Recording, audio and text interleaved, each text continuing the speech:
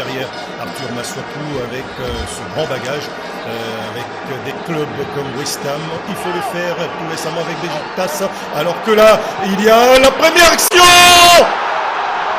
et le Nigérian tout vers le score sur pratiquement la première action et une incompréhension de la défense congolaise et Onyeka qui était là pour reprendre et profiter de cette erreur matinale pour ouvrir le score et sous les yeux d'un Eric Schell très imperturbable.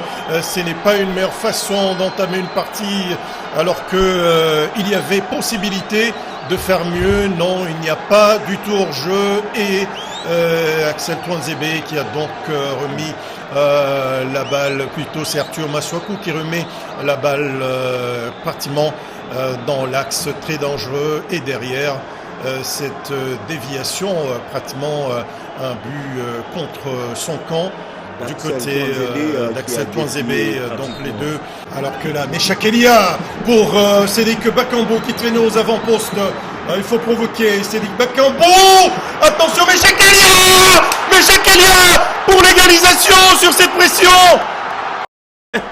Franchement, Marcelin Monanteba, je vous ai dit que cette équipe de la RDC avait envie d'égaliser. Et vous voyez tel que c'est parti avec Bakambu qui est très rapide en profondeur. Il a compris qu'il ne pouvait pas tirer dans cet angle fermé et il a préféré faire cette passe à Meshak Elia qui a joué en essuie-glace. Et il y a également cette passe un tout petit peu à l'improviste du défenseur nigérian qui avait oublié derrière lui Meshak Elia. Un but partout et la RDC pourrait continuer à espérer à passer ces barrages africains pour la seconde partie des barrages internationaux, si on peut les dire. La pression maintenant dans le camp nigérian avec cette République démocratique du Congo qui n'avait jamais désarmé et Meshak Elia qui tireur nigérian. C'est le défenseur central, c'est ça?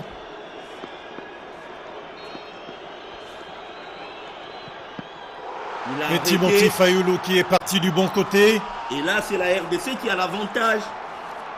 Marcelin, il s'agit de marquer et la RDC va devoir jouer les demi-finales intercontinentaux, je pense. Intercontinentales. Absolument.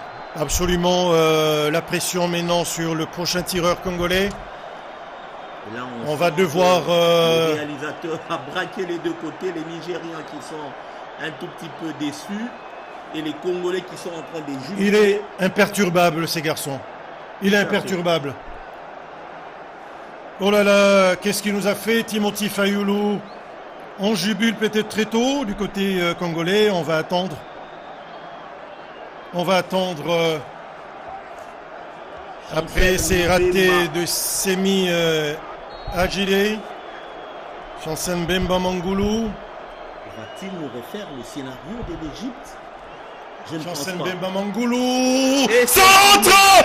La RDC est passée pour le tour suivant. Chancen Bemba Mangulu déjà qui a donné la victoire à la République démocratique du Congo en demi-finale des barrages vient d'envoyer la République démocratique du Congo au barrage intercontinental. RDC 4, Nigeria 3.